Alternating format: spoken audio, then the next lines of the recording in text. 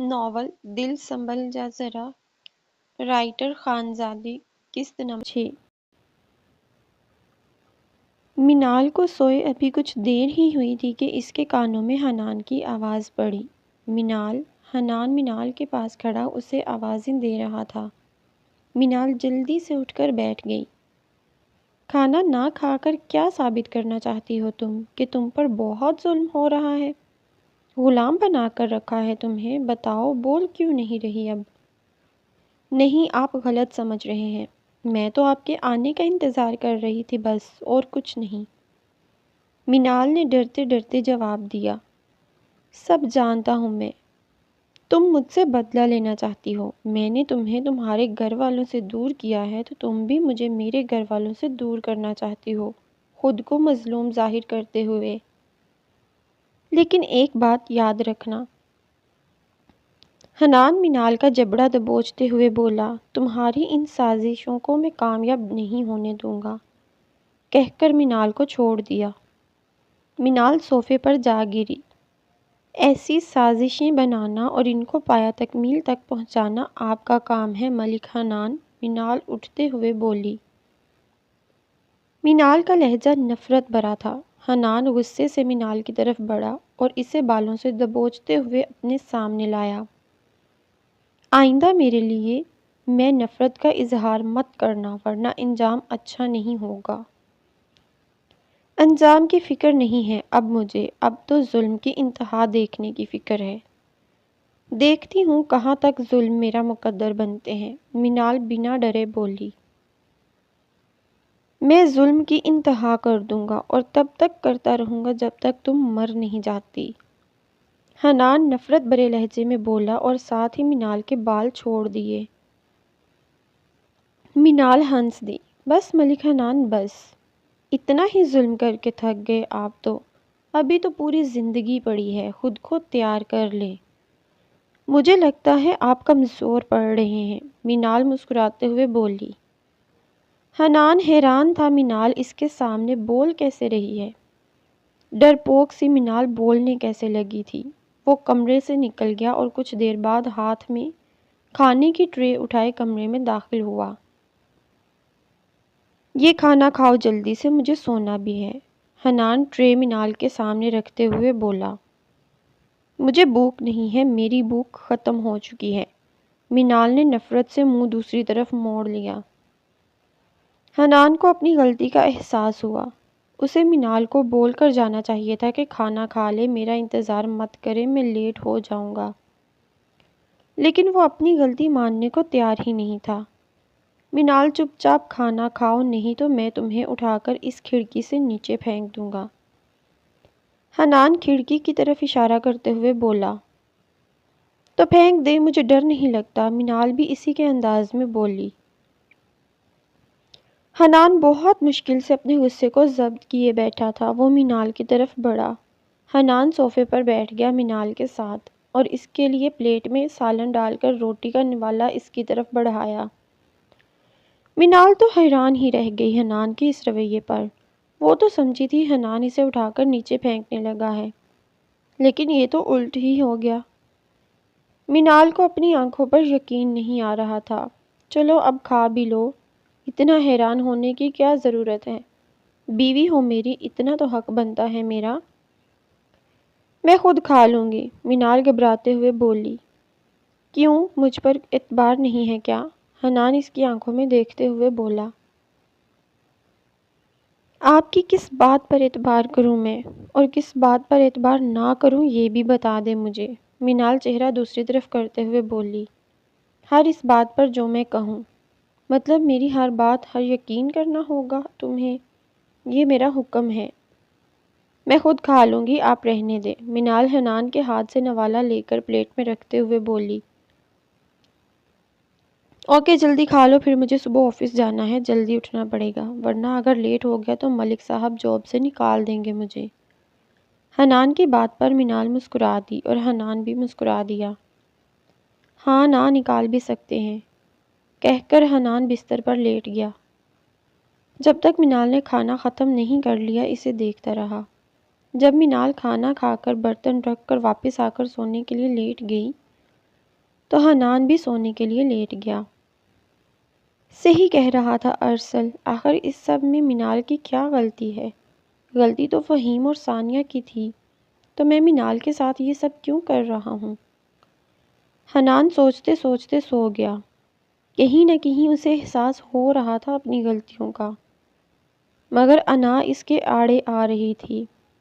وہ ماننا ہی نہیں چاہتا تھا اپنی غلطیوں کو۔ صبح حنان نے اپنے کپڑے نکالنے کے لیے الماری کھولی تو غصے سے بے قابو ہوتے ہوئے نیچے کی طرف بڑھا۔ منال کچن میں ناشتے کی تیاری کر رہی تھی، شبانہ کے ساتھ مل کر۔ حنان بنبناتا ہوا منال کو ڈھونڈتے ڈھونڈتے کچن میں آیا۔ منال اوپر آؤ ذرا 2 منٹ کے لیے، کہتے ہوئے اوپر کی طرف بڑھ گیا۔ منال بھی اس کے پیچھے اوپر چل دی۔ اب پتہ نہیں کیا ہوگا سوچتے ہوئے کمرے کی طرف بڑھی۔ حنان غصیلی نظروں سے الماری کے پاس کھڑا منال کو گھور رہا تھا۔ جی کیا ہوا؟ منال آخر کار خود ہی بول پڑی۔ حنان تو بس اسے ہی گھوری جا رہا تھا۔ کیا ہے یہ سب؟ کس سے پوچھ کر تم نے اپنا سامان میری الماری میں رکھا اور کس کی اجازت سے تم نے میری الماری کو ہاتھ لگایا؟ حنان غصے سے بولا۔ لیکن میں نے تو… منال ابھی بولنے ہی لگی تھی کہ حنان نے اسے ٹوک دیا۔ لیکن ویکن کچھ نہیں، باہر نکالو یہ سب کچھ ابھی کے ابھی، حنان نے جیسے حکم دیا منال کو۔ منال جلدی سے الماری کی طرف بڑھی۔ تبھی مسز ملک کمرے میں داخل ہوئی۔ رکو منال! ان کی آواز پر منال رک گئی۔ جی ممی؟ منال تم نیچے جاؤ ذرا، میں سیٹ کر دوں گی الماری، وہ حنان کی طرف دیکھتے ہوئے بولی۔ منال کبھی ان کی طرف دیکھتی تو کبھی حنان کی طرف، اب کس بات کی مانتی؟ منال جاؤ نیچے، میں آتی ہوں، مسز ملک نے دوبارہ کہا تو منال کمرے سے باہر نکل گئی۔ موم آپ کیوں کریں گی سب؟ منال کی غلطی ہے، وہ خود کرے گی سیٹ۔ حنان منال کے جاتے ہی بول پڑا۔ اس میں منال کی غلطی نہیں ہے، یہ سارا سامان میں نے سیٹ کروایا ہے۔ یہ کمرہ منال کا بھی ہے اور یہ الماری بھی۔ مسز ملک حنان کے ڈریس باہر نکالتے ہوئے بولی۔ کیا مطلب موم؟ یہ کمرہ میرا ہے اور الماری بھی میری ہے۔ منال کو آپ کوئی اور الماری دے دیں۔ میں اپنی الماری منال کے ساتھ شیئر نہیں کر سکتا، حنان حیرانگی سے بولا۔ اب تمہیں سب کچھ شیئر کرنا پڑے گا منال کے ساتھ، اور خبردار جو اس کے کپڑے الماری میں سے باہر نکالے تو اچھا نہیں ہوگا۔ یہ اس کا بھی کمرہ ہے اور اس کمرے کی ہر چیز پر اس کا بھی اتنا ہی حق ہے جتنا تمہارا، کہتے ہوئے وہ کمرے سے نکل گئیں۔ اور حنان کندھے اچکاتے ہوئے چینج کرنے کے لیے آگے بڑھ گیا۔ ناشتہ کرنے کے بعد حنان اور ملک صاحب آفس کے لیے نکل گئے۔ منال بھی ناشتہ کر کے اپنے کمرے کی طرف بڑھ گئی، یہ سوچتے ہوئے کہ حنان نے پتہ نہیں کیا حال کیا ہوگا کمرے کا۔ کمرے میں گئی تو کمرہ بالکل ٹھیک تھا اور منال کے کپڑے بھی الماری میں تھے۔ منال نے سکھ کا سانس لیا اور بیٹھ گئی آرام سے صوفے پر۔ ابھی بیٹھی ہی تھی کہ کمرے کا دروازہ نوک ہوا۔ منال جلدی سے اٹھ کھڑی ہوئی۔ سامنے احسن دروازے میں کھڑا تھا، لیپ ٹاپ اٹھائے۔ منال یہ لیپ ٹاپ حنان کو دے دیجیے گا، مجھے یاد نہیں رہا صبح واپس کرنا۔ جب یاد آیا تو حنان آفس جا چکا تھا۔ احسن لیپ ٹاپ لے کر منال کی طرف بڑھا۔ منال نے احسن سے لیپ ٹاپ تھام کر اسٹڈی روم میں رکھ دیا۔ واپس آئی تو احسن جا چکا تھا۔ احسن بھی ہاسپٹل کے لیے نکل گیا۔ منال تھوڑی دیر بعد دادو کو کمرے سے باہر لون میں لے گئی دھوپ میں۔ مسز ملک بھی وہیں آ گئی۔ تینوں باتوں میں مصروف ہو گئے۔ دن اسی طرح گزرتے گئے۔ منال کو یہاں آئے ہوئے 1 ماہ سے زیادہ ٹائم ہو چکا تھا۔ حنان کا رویہ ابھی بھی ویسا ہی تھا، کبھی بہت اچھا ہو جاتا تو کبھی بہت روکھا سا رویہ رکھتا وہ منال کے ساتھ۔ باقی سب گھر والوں کا رویہ ٹھیک تھا۔ منال کے ساتھ ملک صاحب بھی منال کو قبول کر چکے تھے۔ منال نے اپنے اچھے رویے اور اچھے اخلاق سے سب کا دل جیت لیا تھا۔ احسن زیادہ تر مصروف ہی رہتا تھا، ہاسپٹل میں گھر کم ہی آتا تھا۔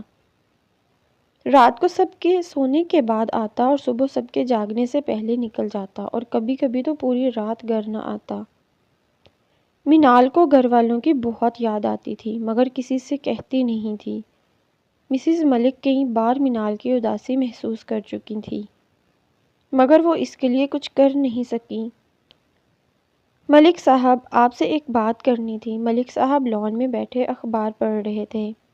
ان کو اکیلے بیٹھے دیکھ وہ ان کے پاس آ بیٹھیں۔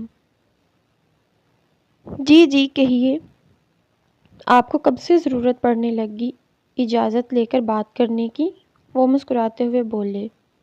ملک صاحب، مینال کو یہاں آئے ہوئے 1 ماہ سے زیادہ ٹائم ہو چکا ہے۔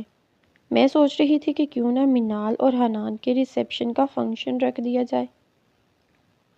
ساری فیملی سے انٹروڈکشن کروا دینا چاہیے اب ہمیں مینال کا۔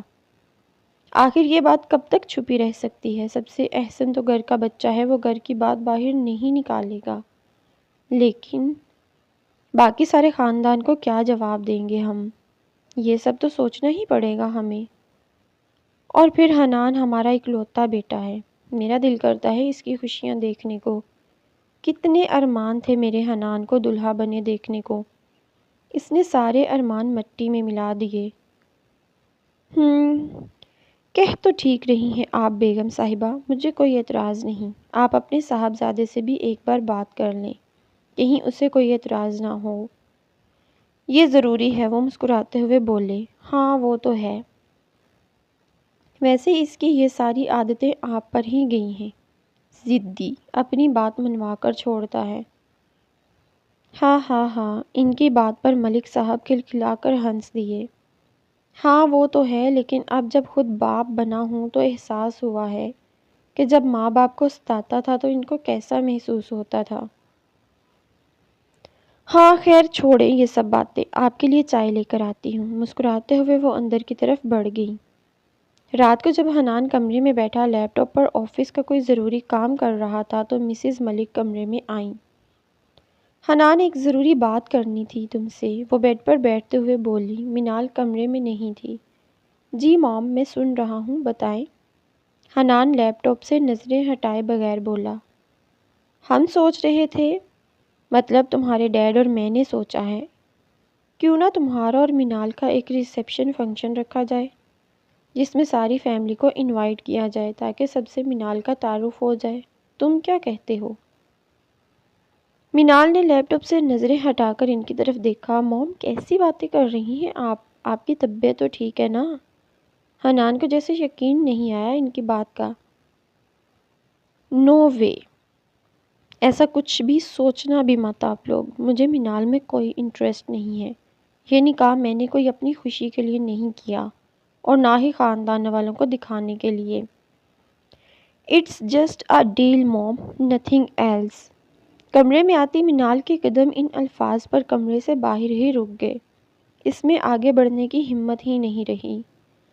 حنان کی بات پر مسز ملک غصے میں آ گئی۔ تو یہ سب کچھ کیا ہے حنان؟ تم ہر بات اپنی منوانا چاہتے ہو، کیوں ایسا کر رہے ہو اس بچی کے ساتھ؟ آخر بگاڑا کیا ہے اس نے تمہارا؟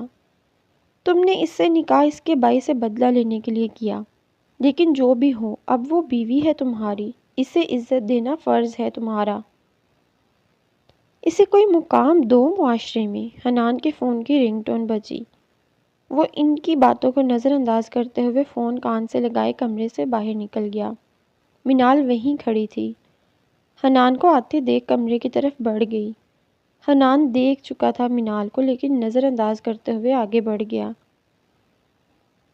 مینال کمرے میں داخل ہوئی تو مسز ملک رو رہی تھیں۔ مینال جلدی سے ان کی طرف بڑھی۔ ممی آپ کیوں رو رہی ہیں؟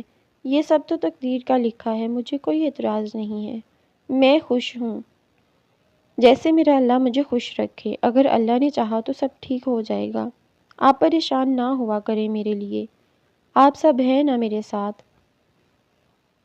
مسز ملک نے مینال کو گلے سے لگا لیا۔ وہ خوش تھیں کہ اللہ نے ان کو اتنی صابر اور بیٹی جیسی بہو عطا کی ہے، لیکن میری بیٹی کی زندگی کو خوشیوں سے بھر دے، آمین۔ کہتے ہوئے انہوں نے مینال کا ماتھا چوما۔ مینال نے بھی ان کے ہاتھ چومے۔ چلیں آپ آرام کر لیں اب ممی، صبح پھر جلدی اٹھنا ہوگا۔ مسز ملک مسکراتے ہوئے کمرے سے باہر نکل گئیں۔ بظاہر تو وہ مسکرا رہی تھیں لیکن ان کا دل اداس ہو چکا تھا۔ کچھ ہی دیر بعد حنان کمرے میں داخل ہوا، لیکن وہ اکیلا نہیں تھا۔ اس کے ساتھ ایک لڑکی تھی، جینز اور ٹی شرٹ میں ملبوس، میک اپ کیے، حنان کے بازو میں ہاتھ ڈالے اس کے ساتھ کمرے میں داخل ہوئی۔ ہنی، یہ لڑکی کون ہے اور تمہارے کمرے میں کیا کر رہی ہے؟ وہ بنا سلام کیے منال کی طرف تیکھی نظروں سے دیکھتے ہوئے بولی۔ منال نے آگے بڑھ کر اسے سلام کیا اور کمرے سے باہر نکل گئی۔ ہنی، ٹیل می، کون تھی وہ پھر سے بولی۔ شی از مائی وائف، منال۔ واٹ؟ وہ چلائی۔ ہنی، تم نے شادی کر لی؟ تم میرے ساتھ ایسا کیسے کر سکتے ہو؟ میں کچھ دنوں کے لیے تم سے دور کیا گئی، تم نے شادی کر لی؟ Relax honey, it's just a deal, she is just my wife, nothing else. نہیں، مجھے تم پر یقین نہیں کرنا۔ اب میں جا رہی ہوں، ابھی واپس لندن۔ تم نے میرے ساتھ دھوکہ کیا ہے ہنی، میری موم صحیح کہتی تھیں، تم پاکستانی لڑکے کسی ایک کے ہو کر نہیں رہ سکتے۔ پھر بھی میں نے تم سے پیار کیا اور تم نے شادی کر لی۔ ہانی لسن، ایسا کچھ نہیں ہے جیسا تم سمجھ رہی ہو، میں تم سے ہی شادی کروں گا، ڈونٹ وری، بی ریلیکس۔ تم بیٹھو یہاں، سب بتاتا ہوں میں تمہیں۔ حنان زبردستی ہانی کو بٹھاتے ہوئے اس کے ساتھ بیٹھ گیا اور اسے ساری بات بتا دی، ثانیہ کی شادی سے لے کر اپنے نکاح تک۔ حنان، جو بھی ہوا ہو مجھے پرواہ نہیں، تم اس لڑکی کو نکالو اپنی زندگی سے۔ میں تمہارا نام کسی اور کے نام کے ساتھ برداشت نہیں کر سکتی۔ ڈونٹ وری، بہت جلد میں اسے نکال دوں گا اپنی زندگی سے، تم ناراض مت ہو۔ ہانی، میں تمہاری ناراضگی برداشت نہیں کر سکتا۔ منال کے کانوں میں یہ آواز پڑی تو اس کے ہوش اڑ گئے، اس نے تو کبھی سوچا بھی نہیں تھا ایسا۔ وہ تو یہ سوچتی تھی کہ جیسے جیسے وقت گزرے گا حنان کا رویہ ٹھیک ہو جائے گا اس کے ساتھ، مگر وہ تو اسے اپنی زندگی سے باہر نکالنے کا سوچ رہا تھا۔ منال کمرے میں داخل ہوئی تو حنان ہانی کو لے کر کمرے سے باہر نکل گیا۔ آؤ تمہارا کمرہ دکھا دوں تمہیں۔ ہانی ایک غصیلی نظر منال پر ڈالتے ہوئے کمرے سے باہر نکل گئی۔ منال سونے کے لیے لیٹ گئی۔ حنان 2 گھنٹے بعد کمرے میں داخل ہوا اور آ کر لیپ ٹاپ پر اٹھا کر سائڈ پر رکھ کر سونے کے لیے لیٹ گیا۔ منال ابھی تک جاگ رہی تھی، منہ پر کمبل اوڑھے وہ سونے کی کوشش کر رہی تھی، لیکن نیند اس کی آنکھوں سے کوسوں دور تھی۔ منال ساری رات جاگ کر سوچتی رہی کہ اب اس کی زندگی پتہ نہیں کیا موڑ لینے والی ہے۔ یوں ہی سوچتے سوچتے صبح ہو گئی۔ منال اٹھ کر نماز پڑھنے چلی گئی۔ نماز پڑھ کر منال نیچے چلی گئی۔ حنان ابھی تک سو رہا تھا۔ منال ایک نظر حنان پر ڈالتے ہوئے کمرے سے باہر نکل گئی، باہر لان میں چلی گئی۔ صبح کی تازہ ہوا اور پھولوں کی محور خوشبو اسے بہت پسند تھی، لیکن اس کا دل بہت اداس تھا۔ مجھے خود کو آنے والے کل کے لیے تیار کرنا پڑے گا۔ زندگی اتنی آسان نہیں ہوتی جتنی ہمیں لگتی ہے۔ زندگی میں بہت سی آزمائشوں سے گزرنا پڑتا ہے۔ جو صبر کرتے ہیں اللہ ان کو صبر کا پھل عطا کرتا ہے۔ میں بھی صبر کروں گی، اور جو میرے مقدر میں میرے اللہ نے لکھا ہوگا مجھے اس سے زیادہ ملنا ہے اور نہ کم۔ تو جیسے اللہ کی مرضی میں اس کے رضا میں خوش ہوں۔ منال اٹھ کر اندر کی طرف بڑھ گئی۔ سب لوگ ناشتے کی میز پر آ چکے تھے سوائے حنان کے۔ منال سب کو سلام کرتے ہوئے کرسی کھینچ کر بیٹھ گئی۔ منال، اوپر آؤ جلدی۔ حنان کی آواز پر منال کا پلیٹ کی طرف جاتا ہاتھ رک گیا، وہ اوپر کی طرف بڑھ گئی۔ جی، آپ نے بلایا مجھے؟ کمرے میں داخل ہوتے ہوئے بولی۔ جی، آپ کو ہی بلایا ہے، منال آپ کا ہی نیم ہے نا؟ حنان تیکھے لہجے میں بولا۔ جی۔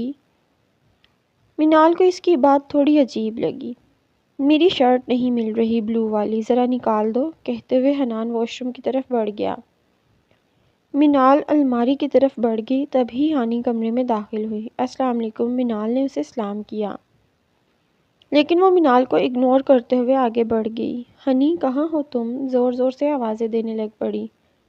وہ واش روم میں ہے، منال نے اسے جواب دیا۔ تم سے میں نے پوچھا ہے کیا؟ ہانی منال کی طرف پلٹی۔ اپنے کام سے کام رکھو، سمجھی؟ میرے منہ لگنے کی ضرورت نہیں ہے۔ میں تم جیسی گنوار لڑکیوں کو اچھی طرح جانتی ہوں، کیسے امیر لڑکوں کو اپنے جال میں پھنسا لیتی ہے۔ منال کو اس کی بات پر صدمہ لگا اور اس کی آنکھوں میں سے آنسو جاری ہو گئے۔ تبھی حنان واش روم سے باہر آیا۔ گڈ مارننگ، وہ ہانی کی طرف دیکھتے ہوئے بولا۔ کاش میں بھی ایسا کہہ سکتی، ہانی منہ بناتے ہوئے بولی۔ کیوں، کیا ہوا؟ ایسا کیوں بول رہی ہو ہانی؟ حنان فکر مند ہوتے ہوئے بولا۔ کچھ نہیں، تمہاری جاہل بیوی نے میرا موڈ خراب کر دیا صبح صبح۔ کیوں، کیا کہا اس نے تمہیں؟ مجھے بتاؤ، ابھی خبر لیتا ہوں اس کی۔ تم اپنا موڈ خراب مت کرو۔ چھوڑو یار، آؤ چلتے ہیں نیچے، سب سے ملنا بھی تو ہے، رات کو مل نہیں پائی کسی سے بھی۔ ہانی مسکراتے ہوئے بولی تو حنان اسے ساتھ لیے نیچے آ گیا۔ حنان کے کمرے میں آتے ہی منال کمرے سے باہر نکل گئی اور ناشتے کی میز پر جا کر ناشتہ کرنے کے لیے بیٹھ گئی۔ چند منٹ بعد ہانی اور حنان ہنس ہنس کر باتیں کرتے نیچے اترے۔ سب کی نظریں دنگ رہ گئیں حنان کے ساتھ ہانی کو نیچے آتے دیکھ کر۔ ہانی، واٹ اے سرپرائز! مسز ملک ہانی کی طرف بڑھتے ہوئے بولی۔ بس دیکھ لیں آنٹی، ایکچولی میں رات کو ہی آ گئی تھی، آپ لوگ ڈسٹرب نہ ہو اسی لیے سوچا صبح مل لوں گی۔ ارے بیٹا، اس میں ڈسٹرب والی کون سی بات ہے، آؤ بیٹھو ناشتہ کرو، ملک صاحب بولے۔ جی ضرور انکل، میں تو کب سے ترسی ہوئی ہوں پاکستانی کھانوں کے لیے، ماما تو آنے ہی نہیں دے رہی تھی مجھے، بہت مشکلوں سے آئی ہوں، کہہ رہی تھی دیسی کھانے کھا کھا کر موٹی ہو جاؤ گی۔ کوئی بات نہیں، جم جوائن کر لینا، حنان بولا تو سب ہنس دیے، سوائے منال کے، وہ چپ چاپ ناشتہ کر رہی تھی، سب سے لا تعلق سی بیٹھی۔ ناشتہ کرنے کے بعد ملک صاحب اور حنان آفس کے لیے نکل گئے۔ بائے ہنی، جلدی گھر آ جانا، کہیں باہر چلیں گے گھومنے پھرنے، حنان کو جاتے دیکھ ہانی بولی۔ ناشتہ کرنے کے بعد منال دادو کے ساتھ باہر چلی گئی لاؤن میں۔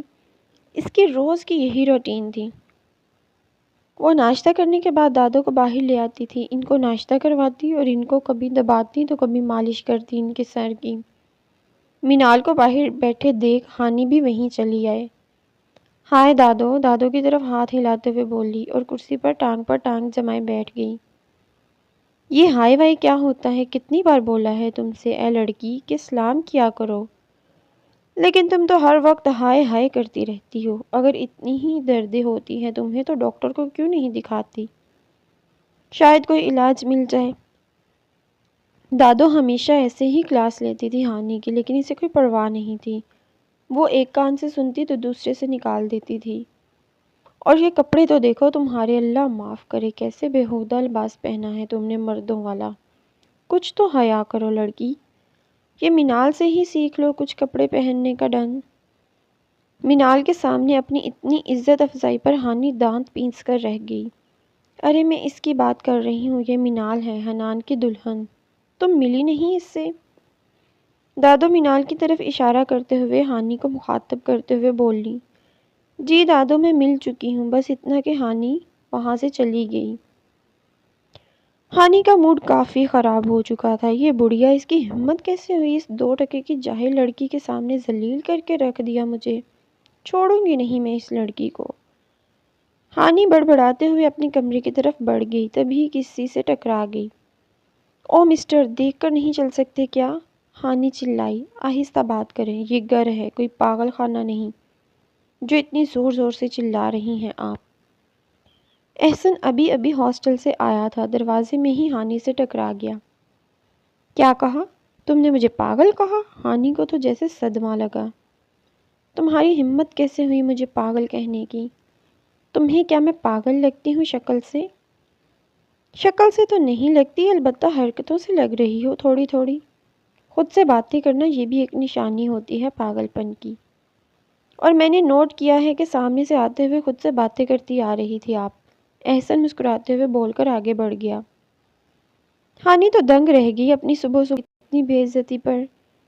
کیا میں یہاں اپنی بے عزتی کروانے کے لیے آئی ہوں؟ جس کا دل چاہے باتیں سنا دیتا ہے، پہلے وہ بڑھیا اور اب یہ تھا کون ویسے؟ منال دادو کے پاس ہی بیٹھی ہوئی تھی، اس نے سوچا کیوں نہ دادو سے ہانی کے بارے میں کچھ پوچھ لے۔ دادو آپ سے ایک بات پوچھنی تھی، منال ہمت کر کے بولی۔ وہ سمجھ نہیں پا رہی تھی کہ کیسے بات شروع کرے۔ ہاں ہاں پوچھو بیٹا، کیا پوچھنا ہے؟ دادو مسکراتے ہوئے بولی۔ دادو یہ لڑکی جو ابھی آئی تھی، میرا مطلب ہانی، یہ اور حنان کب سے دوست ہیں؟ یہ دونوں بچپن سے ساتھ پڑھتے تھے۔ یہ اپنی خالہ کے گھر رہنے آئی تھی پڑھنے کے لیے جب 6 سال کی تھی۔ یہ ساتھ والا گھر اس کی خالہ کا تھا، مگر اب وہ یہاں سے کہیں اور شفٹ ہو گئے ہیں، مگر یہ ہمارے گلے پڑ گئی ہے۔ واپس چلی گئی تھی یہ کچھ مہینوں پہلے، پڑھائی مکمل جو ہو گئی تھی، لیکن اب پھر سے واپس آ گئی ہے۔ پتہ نہیں کب جان چھوڑے گی میرے حنان کی یہ۔ اس کا نام بھی بگاڑا ہوا ہے اس نے۔ حنان نہیں بولا جاتا اس سے، اس لیے ہنی کہتی ہے، بے شرم کہیں کی۔ اور کپڑے تو دیکھو کیسے پہنتی ہے، اللہ معاف کرے، شرم و حیا ہی نہیں رہ گئی۔ تم بھی تو ہو، تم کیوں نہیں پہنتی ایسے کپڑے؟ یہ سارا اثر تربیت کا ہوتا ہے بیٹا، جیسی ماں ہوگی ویسی بیٹی۔ جب ماں باپ بیٹی کو روکیں گے نہیں ایسا لباس پہننے سے، تو بیٹی کیسے رکے گی؟ خیر چھوڑو، ہمیں کیا، جب دوزخ کی آگ میں جلے گی تب پتہ چلے گا اس کو۔ آج کل تو ہر طرف یہی حال ہے، باہر جاؤ تو بے حیائی ہی نظر آتی ہے ہر طرف۔ پہلے لڑکیوں نے دوپٹے سر سے اتار کر گلے میں لٹکا لیے، اور اب تو گلے میں بھی نظر نہیں آتے، بالکل ہی اتار دیے۔ اب دوپٹوں کا بوجھ نہیں اٹھایا جاتا ان سے، اسی لیے گھر چھوڑ آتی ہیں۔ لیکن ان کو یہ نہیں پتہ یہ دوپٹہ نہیں بلکہ اپنی عزت گھر چھوڑ آئی ہیں۔ نہ جانے کتنے ہی غیر مردوں کی نظریں پڑتی ہوں گی ان پر، لیکن ان کو تو پرواہ ہی نہیں، دنیا کی رنگینیوں میں گم ہے۔ جہالت کا دور واپس آ گیا ہے، بے حیائی عام ہو گئی، ہر طرف قتل و غارت، بائی بائی کا نہیں رہا۔ باپ بھائی کے سامنے بیٹیاں بہنیں دوپٹے کے بغیر گھومتی ہیں، کوئی نہیں روکنے والا۔ یہ سب قیامت کی نشانیاں ہیں۔ اللہ سب کو ہدایت دے اور سب مسلمانوں کو صراط مستقیم عطا فرمائے، آمین آمین۔ دادو آپ بالکل ٹھیک کہہ رہی ہیں، میں آپ کی بات پر اتفاق کرتی ہوں، منال مسکراتے ہوئے بولی۔ بات سنو منال، اب اس لڑکی کو تم ہی دور کر سکتی ہو حنان سے، اسے نکالو یہاں سے۔ اب تو شادی ہو گئی ہے حنان کی، پھر بھی جان نہیں چھوڑ رہی اس کی۔ دادو میں کیسے نکال سکتی ہوں اس کو، وہ مہمان ہے اور حنان کی دوست بھی، منال نہ سمجھی میں بولی۔ وہ دوست ہے حنان کی اور تم بیوی ہو منال، اسے یہ ظاہر کرو کہ حنان بہت خوش ہے تمہارے ساتھ، تم دونوں خوش ہو اپنی شادی شدہ زندگی میں۔ خود ہی چلتی بنتی بھاگ جائے گی یہاں سے، مجھے اس کے ارادے ٹھیک نہیں لگ رہے۔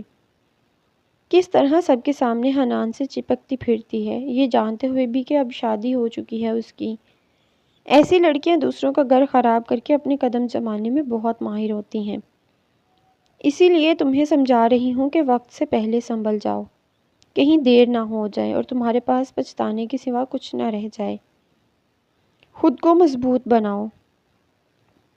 حنان تمہارا شوہر ہے، تمہارا پورا پورا حق ہے اس پر، اپنا حق استعمال کرو، کسی تیسرے کو اپنے رشتے کی دیوار نہ بننے دو۔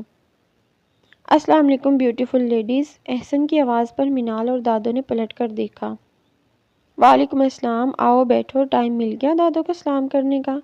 دادو ناراض ہوتے ہوئے بولی۔ منال مسکرا دی دادو کی بات پر۔ نہیں دادو ایسی بات نہیں ہے، کیا بتاؤں آپ کو، بہت مصروف رہتا ہوں، دن رات ہاسپٹل میں ہی گزر جاتے ہیں۔ آپ بتائیں آپ کی طبیعت کیسی ہے اب؟ ان کے پاس بیٹھتے ہوئے بولا۔ ہاں بیٹا طبیعت تو ٹھیک رہتی ہے، اب شکر ہے اللہ کا، تم سناؤ؟ اپنا بالکل ٹھیک خیال نہیں رکھتے ہو، دیکھو تو کتنے دبلے ہو گئے ہو، ٹھیک سے کھانا بھی نہیں کھاتے ہو۔ بس دادو کام کا بہت دباؤ ہے، اتنے زیادہ پیشنٹس کو ہینڈل کرنا آسان نہیں ہوتا۔ خیر چھوڑے، میں بھی کیا باتیں لے کر بیٹھ گیا ہوں۔ میں سوچ رہا ہوں کیوں نہ ہم لوگ پکنک پر چلیں کہیں، بہت دن ہو گئے کہیں فیملی کے ساتھ پکنک پر نہیں گئے ہو۔ پلان بناتے ہیں، کیا خیال ہے منال؟ احسن منال کی طرف دیکھتے ہوئے بولا۔ جی میں کیا بتاؤں گی، سب سے پوچھ لیں، آپ مشورہ کر لیں، مجھے تو کوئی اعتراض نہیں ہے احسن بھائی۔ ٹھیک ہے، سب سے مشورہ کر لیتے ہیں، احسن نے جواب دیا۔ ناشتہ کیا میرے بیٹے نے؟ دادو پیار سے احسن کے سر پر ہاتھ پھیرتے ہوئے بولی۔ نہیں دادو، بس ابھی ابھی گھر آیا ہوں، سوچا آپ سے مل لوں پہلے، پھر کرتا ہوں ناشتہ۔ اچھا تم یہیں بیٹھو، منال یہی لے آتی ہے ناشتہ تمہارے لیے، جاؤ منال بیٹا ناشتہ لے کر آؤ احسن کے لیے۔ نہیں دادو، میں اندر جا کر لوں گا، احسن مسکراتے ہوئے بول کر اندر کی طرف بڑھ گیا۔ آپ دونوں بیٹھے، میں ناشتہ کر کے آتا ہوں۔ مسز ملک بھی وہیں آ گئیں۔ ان دونوں کے پاس کچھ دیر احسن بھی ناشتہ کر کے وہیں آ گیا۔ آؤ احسن، بہت دنوں بعد نظر آئے ہو بیٹا، بہت مصروف رہتے ہو آپ تو۔ مسز ملک احسن کو دیکھتے ہوئے بولیں۔ جی چچی جان، بس کام ہی ایسا ہے، آج دوسرا ڈاکٹر واپس آ گیا ہے تو اب کچھ ٹائم مل جائے گا مجھے۔ وہ ڈاکٹر کی چھٹیوں پر ہونے کی وجہ سے مجھے ہی سب سنبھالنا پڑتا تھا۔ میں سوچ رہا تھا کیوں نہ کہیں آؤٹنگ کا پروگرام بنایا جائے۔ ہاں ہاں، کیوں نہیں، شام کو ڈیسائیڈ کرتے ہیں سب مل کر، مسز ملک مسکراتے ہوئے بولی۔